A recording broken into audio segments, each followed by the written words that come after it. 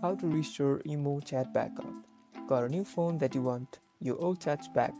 This guide shows you how to restore your IMO chat backup so you don't lose your conversations. First, you need to reinstall the IMO app on your new phone. You can do this by going to the App Store and downloading the app. Once you've downloaded the app, open it and log in with your phone number. Once you log in with your phone number, IMO will automatically detect the backup from the Google account. A pop-up message will appear asking if you want to restore the backup. Tap on Restore to start the process.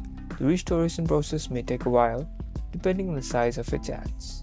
You should not close the app or turn off your chat or turn off your phone during the restoration process. Once the restoration is complete, you will see all of your old chats and media back into your account. You now know how to restore your chat backup. Get ready to get your old chats back. Like and subscribe for more iPhone app tips.